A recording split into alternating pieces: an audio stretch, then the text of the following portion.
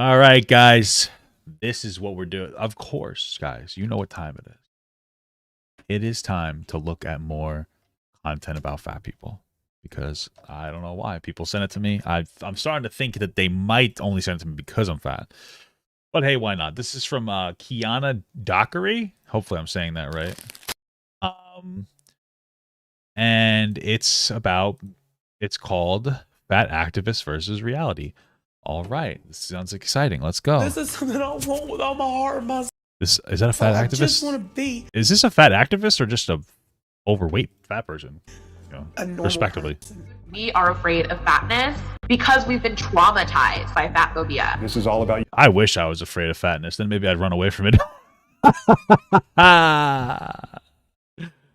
Oh, that's funny. That's a funny one, Papa got. This is whether you want to live or you want to die. There is no life unless I have weight loss surgery. I will not make it. I want to know something frustrating about being fat. It's unfortunate because I feel like weight loss surgery, that's like the last. I mean, that woman looks like she's probably at the point where she needs it. That's like your last ditch effort because you really shouldn't focus on losing weight as much as you should focus on being healthy.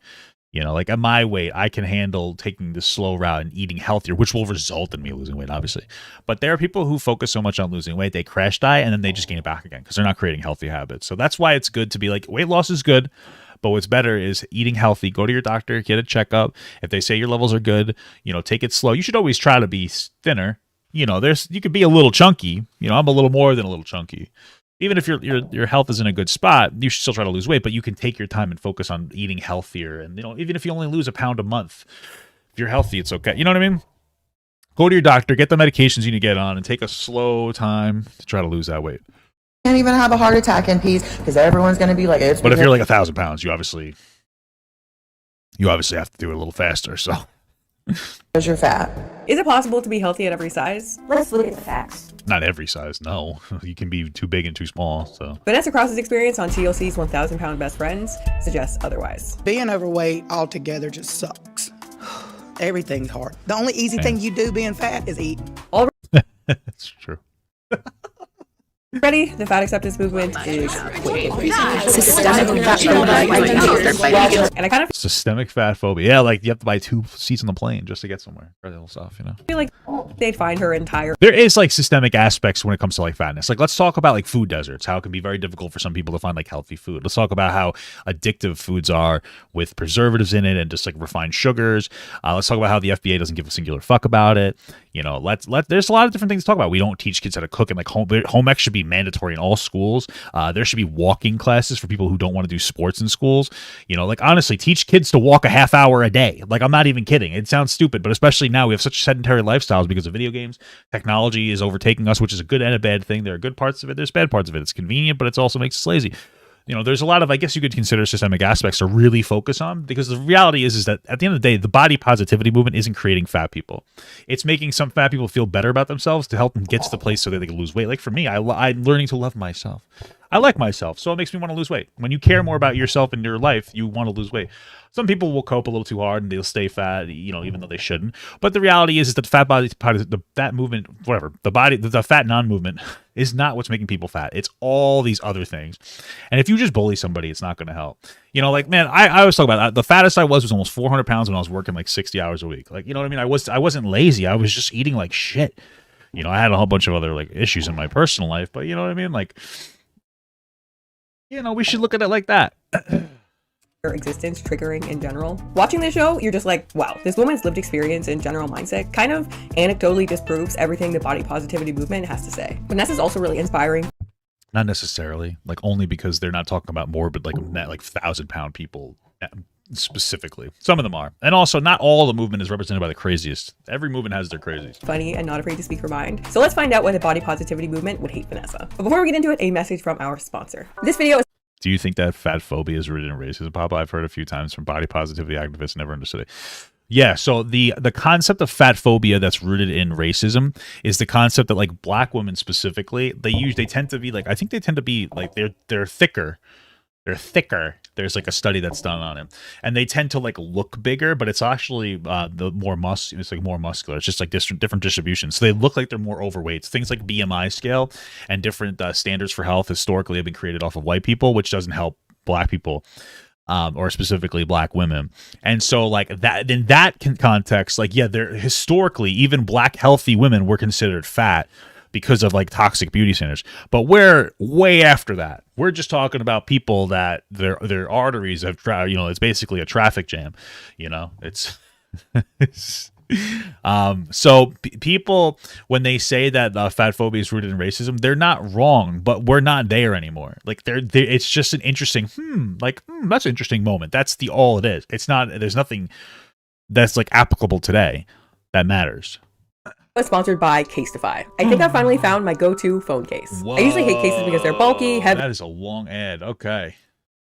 First off, Vanessa is extremely real about her dire need to lose weight. Sometimes just walking around, I can't breathe, I can't move, my back starts locking down.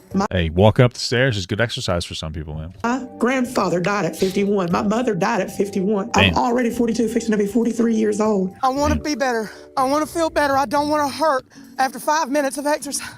It's True. not okay. What I will say though, like, listen, if you're really, really fat and you're like absolutely like, start super low. Like if you're like an overweight person, and you're just starting on your journey, take small steps, bro. Start eating those broccolis before your meal. It'll fill your body up with some macronutrients or micronutrients. It'll make you fuller so you won't want to eat any more of that junk food. Take a 20 or 30-minute walk every day. If you're so big you can't even handle that, go for a 5-minute walk for a month every day. And then increase it to 6 minutes the next month. You know what I mean? Like, for a really big person, you're not going to need to do as much as somebody who's smaller to elicit a response in your body. If you're 300 pounds overweight, you don't have to do as much exercise. Go out and go walk outside for 5 minutes. You know what I mean? Yeah, I'm being serious. Just start getting active. You don't have to go crazy. You don't have to go work out for an hour a day if you've never worked out before. You're going to have a really negative relationship with working out. Sometimes when you first start working out, it's just about getting used to working out. Even if it doesn't necessarily have a physical effect on you, it has that mental effect of you let's say you're big and like you want to start lifting weights. Go to a gym and just walk on the treadmill for 15 minutes and go home afterwards. And just do that for like 3 weeks. Because now you're going to be used to just being comfortable in the gym. It's a mindset. And now the next 3 weeks, you might be able to implement some kind of thing like a 5x5, like a Mark Ripto 5x5 or a Wendler 531. These are routines you should look into if you're a young person that wants to strength train, right? You could slowly take your baby steps. It's very important because that 3 weeks, it's like, oh, well, that's a waste of 3 weeks. Is it if you work out for 30 years? What the fuck was 3 weeks? A 17th of a year. 1/510th. I don't know. You know what I'm saying, though? Take your time. Do your shit. Just get into the habit. It's a good idea. No denial here. No delusion at all about what her weight is costing her in terms of quality of life. She knows that right now her life is so much harder than it has to be. Which, I mean, for me, already what characterizes the fat acceptance movement is unfortunately delusion. Obesity, as we discussed before, is not fucking real. I'm disappearing.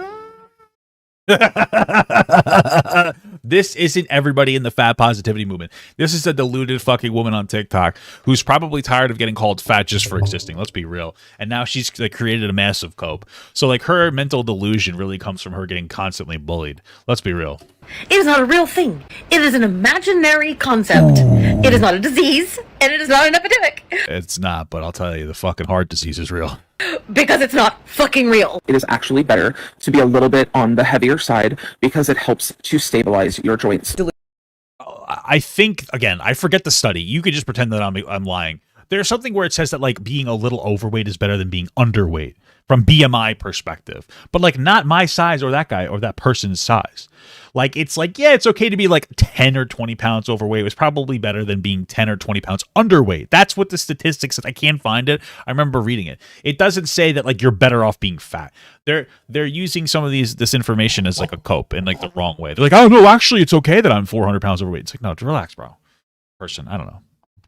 Delusions. Fixed false beliefs that are resistant to reason or confrontation with actual fact. What's going on? At this point, we have a ton of data demonstrating that obesity is likely extremely unhealthy for people, and yet we have an entire group of people making it their mission to convince others that this is not the case. In Vanessa's case, it's ironically not only her attitude, but her specific health problems that directly contradict the fat acceptance narrative, as most of her weight issues are undeniably weight-related, simply stemming from the mechanics of too much body fat. True. I was born with like eczema, and I had an eczema problem for a long time.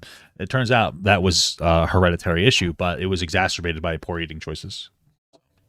I know that decades of poor health and bad habits have left my body in bad shape. I cannot wait to the day that I don't have I cannot wait. to have a potty chair. I'm wanting to push myself. I want to get on the right That would track. be so embarrassing. If I couldn't shit by myself, I think I might actually take my own life. Like, that's why I don't want to get fatter, you know?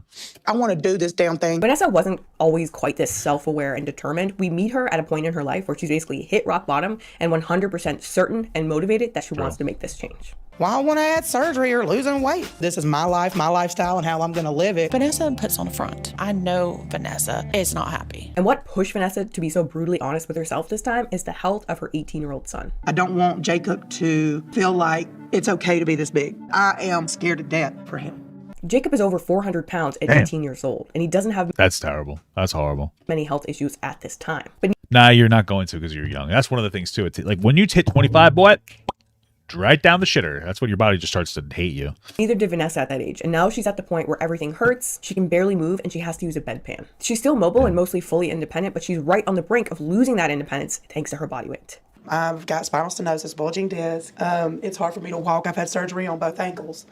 And 2 months ago, I was diagnosed with diabetes. If you don't figure out a way to do this, Only 2 months ago? Wow, you're lucky. Shit. That hits you hard. I feel like men have a different... I feel like men get hit harder for being fat than women, I think. Something to do with the fat and the muscles and the arteries and so on. Fat worse for men than women. Somebody told me something about that. I really should... men have a tendency... okay, so men have a higher tendency to accumulate abdominal visceral fat compared to premenopausal women. The accumulation of abdomen visceral fat in men, which is strong independent of mortality, is mainly due to higher dietary fat uptake. So apparently men just have a different relationship with fat that's worse than women who are pre-menopausal, so like before 50 or whatever. So young men, which makes a little sense, because women I think need to be a little heavier, a baby carrying and that thickness, and it's a good good cushioning as well. Good cushion as well. So something to keep in mind. you're not going to be around a whole lot longer. I know. One of my biggest issues with the body positivity or fat acceptance movement is that they never seem to talk about situations just like this. It just never seems to get brought up, these types of scenarios. Vanessa is 441 pounds at 42 years old. And oh, I thought she was way more, to be honest with you. unfortunately, her life is a completely realistic outcome for people Not trying to be rude, I'm sorry. embracing a fat acceptance lifestyle and telling themselves that no matter how much weight they gain, it's not an issue. Now, that's not going to be true for all of them. That's not all fat acceptance. That's some fat acceptance. That's the crazies. I mean, I just wish that people who talked negatively about fat acceptance would just talk negatively about the most negative parts of it. Like, don't say that's all fat acceptance. Just say that that's like some of the crazies on TikTok. You can even say that you feel like that narrative is being a little bit more invasive into like modern society and leaving TikTok. That's fine. But like, acknowledge that there's good parts of body positivity, which is just about not being bullied or hating yourself for being fat. Because if you hate yourself, you're not going to want to change. I used to not give a fuck about my health because I wanted to die. I like, not in an active sense, but I was like, I don't care. I was waking up working like 60 hours. I was fucking miserable. I was in debt. You think I cared about losing weight? No.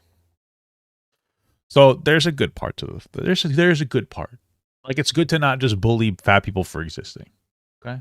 But percentage of them, it's entirely realistic that this is an outcome that they face in the future, which is what scares the shit out of me for these extremely young people joining this movement. Yes, you are fine now, but call us back in 20 years. That's another good point. And so you could say, like, it's on TikTok and young people are getting access to it and they're fat and they don't have a lot of health problems because they're young, but it's going to hit you like a truck. That's another good thing to say. Which is part of why I feel like the body positivity movement couldn't handle watching Vanessa. She accepts reality as it is and takes accountability for everything she possibly can. Her weight, her food addiction, even her son's weight. I'm ready to do what I need to do to get my life back on track. I see him struggle, and it makes me realize it's because of me. I failed you as a mother. I did. This type of accountability and honesty takes so much courage. Like, watch any episode of Kitchen Nightmares for a psychology lesson on how difficult it is for people to take on this much accountability most of the time. It's this attitude, Vanessa's willingness to take ownership, accept responsibility, take on blame, and be completely transparent with herself about her own behavior. To say, I am the reason that I have not succeeded thus far, this attitude is extremely empowering when it comes to changing your behavior. Addictions are It's true, because a lot of people will also say that, like, oh, they can't lose weight. Like, one of the worst things you could do for yourself is be like, I can't lose weight because my body. The people, it's usually girls, but the people who will be like, oh, I'm like 100 pounds overweight, but like I literally can't lose weight. I'll stop eating and I won't lose weight. It's like, bro, you're that's not what's happening. If your body is a very simple in and out machine. There's some complicated parts to it, but if you're intaking less than your body needs, you will lose weight. Now, there's like a weird relationship with different types of foods. Like, I think that some foods require, like, I think protein requires a lot of energy to process in your body. So, like, 1,000 calories of protein is equal to like 900 calories or something. Something to do with like the thermic pressure or whatever. I don't know. I don't know specific words, but I do know the fundamental concept that some foods require more energy to burn and process than other foods. But like overall, if you're eating relatively consistently, the same amount of food, you'll lose, and it's less than your intake, you'll lose food. You're less than your maintenance, rather. You'll lose weight. Well, sorry. You know what I mean? It's difficult. The pattern is difficult, but it's a reality. People are like, oh, I gained weight eating less food. No, you didn't. No, you didn't. You didn't eat all day, and then at night you had fucking 3 bags of popcorn. But you didn't realize you were full until your 4th bag, and you're like, wow, I'm stuffed.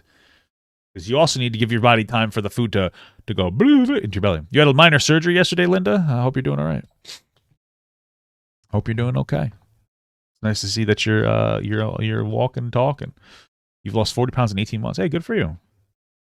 The thermic effect of food. Yeah, I'm a smart guy. Rely on self-deception. When we are not ready to change, we block out this type of thinking. We make up stories to convince ourselves that our behavior is justified and that we're not really doing anything that wrong. Yeah, so we got here, the thermic effect of food is the amount of energy it takes for your body to digest, absorb, and metabolize the food you eat. TEF makes up part of your daily caloric expenditure and usually represents about 10% of your calorie intake of healthy adults eating a mixed and balanced diet. And so like that's kind of how the thermic effect works. So fat provides 9 calories per gram. The TEF is about 0 to 5%. Carbs are 4 calories per gram, and it's about 5 to 15. And protein is 4 calories per gram, and that's about 20 to 30. So what this is saying to me, and hopefully I'm interpreting this correctly, is what this is saying is that protein, for every gram of protein is 4 calories, which I already knew that. But for your protein, anywhere from 20 to 30% of those calories that you're eating of the protein are you just being used to burn that protein and process it in the body. Then 5 to 15 for the carbs. So fat's probably the worst thing you could eat for yourself, because every gram of fat's 9 calories opposed to 4 for carbs. And I'm not saying don't eat fat. You should have a good balanced diet. But overall, it seems like fat, a lot of calories per gram, but also it burns very low, which is interesting, and I find it a little hard to believe. The only reason is because when I was younger, and maybe this was just bro science, I used to camp a lot. I'm an Eagle Scout, and I used to have a Vietnam War vet as a Scoutmaster, and my assistant Scoutmaster was also a Vietnam War vet. So it was a hard-ass fucking troop. And my Scoutmaster was like, in the cold, like, eat meat before you go to bed because your body will just get hot. And so he would say, eat fattier meats. So I started doing that, and it was working. It was making me less cold at night.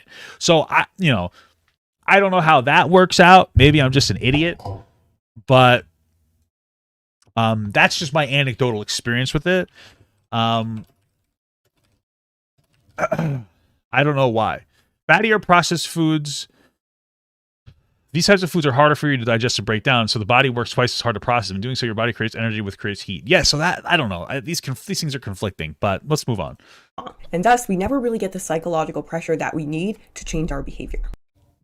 Ready to change, we block out this type of thinking. We make up stories to convince ourselves that our behavior is justified and that we're not really doing anything that wrong. And thus, we never really get the psychological pressure that we need to change our behavior. And self-deception is really something we see a lot of in the body positivity community. What do you want to say to people who don't believe you when you say you're anorexic? I was starving. Whoa, doubt it. Listen, I'm sorry. Somebody told me ignorant. About anorexia. So let's look into it. So anorexia is an eating disorder characterized by restriction of food intake leading to low body weight, typically accompanied by intense fear of gaining weight and just distributed perception of body weight and image. I don't think this is tessality. I unless she was skinny at one point. Who don't believe I don't think that she ever had anorexia. Maybe some type of bulimia. You know, I know that some of these things manifest differently. Like there used to be a thing called like exercise anorexia or bulimia, or exercise bulimia, where you would eat a lot, binge eat, and then you would just do a ton of exercise to burn it off. You know, was she really skinny at one point? Is that what it was? Was Tess Holliday skinny? Is it more more complicated than that? Maybe I'm just wrong. I was so grossed out I lost over 150 pounds so far in this video. The mother of two addressed her critical. I don't know. Maybe I'm just ignorant on the topic. But I've never seen like an accurate explanation. So Say you're anorexic. I don't know. I was starving. I was literally starving. This Tess Holliday moment was the absolute height of self-deception or delusion. If she was willing to honestly reflect back on her own behavior like Vanessa... I mean, listen, maybe her therapist gave her something. I don't really know about the full story of her or her struggle with whatever body image or whatever the fucking eating issue is. I don't know. She would see that this diagnosis was not based in reality. It sounds so savage to say, but I don't think that there's any beating around the bush. That is just the reality of the situation. And it really is the exact same for countless members of the body positivity community. Okay, so I have a doozy here for you guys. Extremely frustrating. And by the way, just, you know, before, there's a difference between eating a little extra sometimes and working out to overcompensate versus like, I'm talking about people had such negative interactions with like exercise and food that they would eat a lot, they binge eat, and then they would desperately exercise to like break it off. Like different from normal people. I'm not talking about just like going to the fucking gym after a meal, you know. See news articles about how people are being diagnosed with preventable cancers. And one of the main measures which they say might prevent it is maintaining a healthy weight, when we know that for 95% of people, long-term weight loss is impossible. Well, no, they're probably saying 95% of weight loss from a long-term perspective isn't maintainable because people aren't maintaining it when they could, though. And that's more of like a you problem. You know, the second that you put it out of your hands, you're never going to become better. You know, you have to ultimately understand that, like, you know, your weight is your fault, your responsibility. You're the only one that can really change it if you want to lose weight. You know what I mean? And it can be hard. I'm not saying it's not hard, but if you put the ball in someone else's court, it's like impossible to happen. You're never going to lose weight. You're always going to be you're always going to be big, and that could have a negative impact on your life. I know we are not at the stage where we're putting preventable and maintaining healthy weight in quotation marks solely to serve the illusion that you have absolutely no control over your health. Weight loss is not impossible, and some cancers are. How do I have control over the crusts in my eyes after I wake up? That's the real question here, bro. What the fuck? Preventable through lifestyle modification. Both pretty positive things, I thought. Destructive patterns of behavior often require denial, avoidance, and white lies to keep themselves running. Which is why black lies. Black Lives Matter. Honesty and objectivity are important pillars of behavior change. And the cherry on top is that Vanessa is actually the poster girl for true body positivity. Oh, look. Oh, I like that. Are you kidding me right now? Ooh, I want to get one of these. When we first meet her there in a clothing store, she tries on and buys a string bikini. Oh, hold on. Oh my God. You gonna wear this? I would love to. I want to show this off. And later on, she goes to a Florida beach with everything hanging out, and she does not care. I am so excited to finally put this string bikini to good use. Yeah, good for her, though. She's going outside and exercising. So what's wrong with what she's doing? I feel beautiful, courageous, nude. It's inspiring, right? Like, what percentage of people do you think have this attitude about their bodies on the beach? I will say most content creators would have made fun of her for being fat and existing. So I'll give it to this person. I would wager that it is not very high. She also gets buck naked at the spray tan thing and is like literally relishing in it. I love getting a spray tan. It almost feels like you're in a car Jesus Christ. wash. Like maybe I'm the car getting washed. It is just so refreshing to see this level of true self-acceptance. This is what body positivity should be. I personally would not be confident enough to do that. And if this is what they modeled, it would be an extremely inspiring thing. But, you know, I think it's worse for men because, like, for women, when you get really big, your fat will droop over your vagina, so you can hide that. For a guy, when it gets big, the fat, it consumes your penis, so nobody can see it, and they think you have a small wiener, so. Vanessa's also constantly and so genuinely encouraging her less body positive friends to try and get them to be more like her. I wish I had waited so I could feel more confident out here. Why are you hiding anything? Baby, you're beautiful. Don't hide nothing. Don't get me wrong, Megan. I hate my roles, but my brain tells me I'm gorgeous. We love to see it. We love to see it. Unfortunately, though, if you look to the body positivity crowd, encouraging is not something I see very often. Can you be body positive and lose weight? Yes. Simple answer, no. Body positivity isn't just for fat people, right? You know that. It's for everybody. By intentionally losing weight, you are erasing a potentially fat body. Yeah, that's the point. But it's not about loving yourself, girl. Not about putting too much fat on yourself. What are you talking about? There's just not a hint of positivity here. I don't get that full self-acceptance vibe from them. It seems very fragile. It's all about policing the way everyone else relates to their bodies and saying that they don't have it bad enough to feel some type of way about the way that they look. You may feel fat, but I am fat. I live as a fat person every single day. Okay. Your feeling does not determine the way people treat you. I just think this whole I mean, I just don't know what that was about. This seems to be about a girl who's dealing with people making fun of her, and I don't. policing thing, like, oh, you have it better than me, so you can't feel bad, or like, how is that what you want your entire movement Why to I be need to about? know the context of that full video. You didn't give us enough for me to say anything about what you're saying. How is that what you want your contribution to the way people relate to their bodies, which is already extremely difficult to be? If other people need to change the way they relate to their own bodies for you to feel okay, that's Like quite that. the hint that it might mostly be rooted in self-deception. Vanessa has come to terms with her extremely toxic relationship with food. Food is my lover and the best lover. Oh, God. True. Oh, my God. Do you have It's true. It's terrible. Food's good. Tastes good. any napkins? Because I think I just got wet. All right, let me get 2 of your spicy chicken sandwiches with the fries and drink. 2 of the regular not spicy combos, a large jalapeno popper, and a large mozzarella stick. 2 like And you know what's crazy? Like getting fast food, it's like all fried, and I didn't even realize that. Like obviously the burgers aren't fried, but they could fry them. Like the French fries, mozzarella stick. There's nothing else. Onion rings. A lot of stuff is fried. That's what. And a bucket of tenders, side of mashed potatoes and coleslaw. Is the lemon cake, you buy the whole cake, or is it a slice?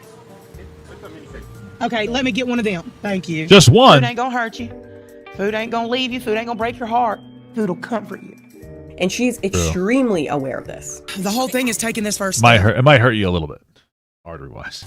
giving this up, giving up my joy. We learned that Vanessa has been using food as her True. primary coping mechanism since she was Yeah. a child dealing with homelessness. Vanessa recently lost her father, overcame skin cancer, was Damn. homeless with 2 young children to feed, and suffered through the tragic loss of her boyfriend. Sad. And today, Vanessa uses food to try and help deal with some very, very heavy memories and emotions. I've done some bad things, Miss Connie. I feel so shameful at times for the fact that I've had to sell my body Damn. to provide for myself, to provide for my children. And I want to do nothing more than to shut the door, close it, and bury it. I want to bust a bag of chips, a bowl of ice cream. This is some fucking Damn. serious That's tough. Yeah, man. A lot of people stress you, bro. I'm there. I've been there. What does my hat say? My hat says Pawnee Rangers from the show that I forget the name of, but you'll tell me in the chat. courage, which makes Parks and Rec. this next post all the more ironic. Choosing an anti-diet path in an anti-fat world takes courage. I mean, I don't know what the context of this. This could just be an idiot advocating for being fat, or it could be somebody saying don't give into like a diet culture, because some of the cultures can be like really bad and like really negatively restrictive, where it's like just don't eat any carbs, just don't eat any fats, which aren't super sustainable. Whereas you're probably better off from a diet perspective for a fat person that struggles with like eating habits is like drink water instead of soda, even diet soda. Or have like a good serving of like, you know, leafy green vegetables before every meal to, you know, instead of like you start adding stuff into your diet instead of removing it, because adding good stuff into your diet makes you have less belly room for the bad stuff. That kind of shit. It is 0% courage if you're using this path to avoid facing your own demons.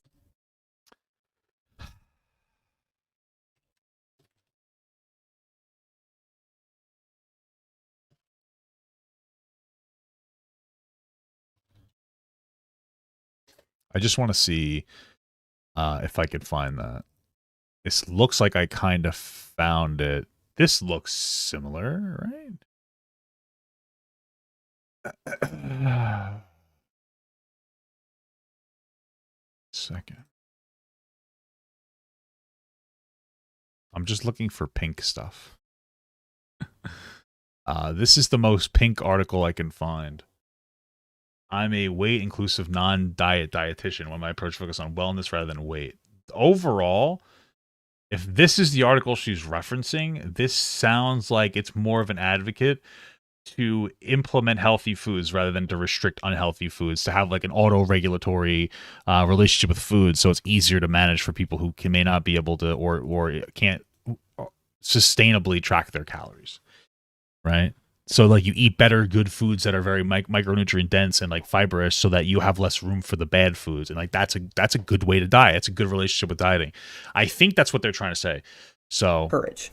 It is 0% courage if you're using this path to avoid facing your own demons. And as a quick aside, Vanessa's situation is just such an important reminder not to judge people who are overweight. Obviously, you don't need any reminders not to judge people, but like, come on. Somebody the other day I pulled up at the gas station, was pumping gas, called me a fat bi.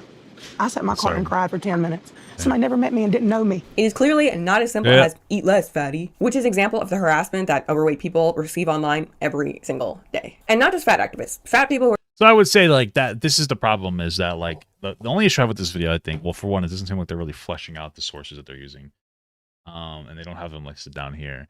But the other issue I have is that like you can very clearly see that there is a reason for like fat positivity movement or body positivity. And it's specifically people bullying fat people just because they exist. Right? Like that's, so you should be like, oh, okay. Like there's the good part of being like fat positivity. are just trying to like live their lives and participate in social media, which is probably why a subset of people are motivated to believe this fat acceptance narrative to begin with. But we can champion the message not to judge overweight people while not encouraging using food as a healthy coping mechanism. Here's your reminder that emotional eating is not a bad thing. The only reason we vilify emotional eating is because we associate eating more with gaining weight, and we are terrified of fatness. If calories didn't emotional eating is not a bad thing. It doesn't have to be, but if it's going to a point where you're like dying, then it kind of becomes that. Obviously, we were supposed to be eating more with gaining weight. Okay, so if you weren't worried about going up in gene size, would you really care if sometimes when things are hard you reach out for the ice cream? Well, no, of course not. But that's because that's what happens. Like there's a bad thing that happens if you do a thing.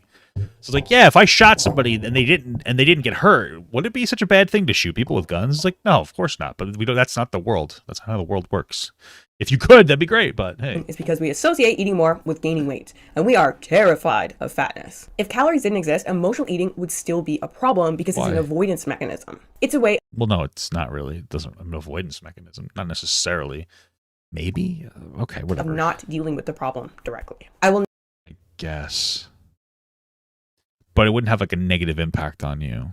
It's like a stress releaser. So if eating too much didn't have the negative impact of causing you to be unhealthy, there would be nothing wrong with it. It wouldn't matter. It's a coping mechanism. Fundamentally speaking, coping mechanisms aren't bad. Some people go to the gym as a cope to like help them like get their stress out. That's a good thing. It's a stress release. Food can be a stress release. The reason it's bad is if you do too much, you'll gain weight and it'll be unhealthy for you.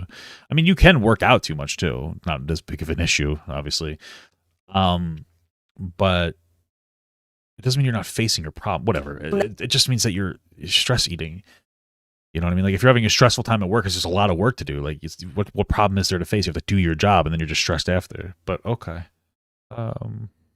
Never quite understand why this group wants so badly to be victims of their situation. Meanwhile, Vanessa has had an extremely difficult life and has every reason to victimize herself, but says, no, I got myself in this situation. I am going to get myself out. I've done this so many times and given up. I don't want to give up this time. I've changed this. Instead of going on a diet, instead of just I did a lifestyle change. In the end, Vanessa's courage, willingness to be uncomfortable, and drive to succeed result in weight loss surgery. I'm going to approve you for surgery. Over the past 43 years, I have done nothing but grow and groom this body, stretching it to its max, pushing it to its limits. Now, I get to reduce it and get to live the next 40 years of my life being the woman I wanted to be in the beginning. And from the looks of her Instagram, she's lost a substantial amount of weight. Yeah, hope you guys enjoyed this one. Thank you so much for watching, and I will see you in the next one. Okay, cool. I wonder if this person used to be fat. The only reason I ask is because they have a lot of content that's about fat people, to a point where they even make a video called "Do I Hate Fat People?" So, like in my experience, there's usually two things: one, the person used to be fat, maybe they're like extra harsh against fat people, or two, they've never been fat and they just don't understand the particular struggle. But maybe that's just a theory. Papa Gut theory. You like that? An obese theory. I want Papa Gut to pee on my face, but just as a friend. There's nothing weird about that. I want him to pee on my face.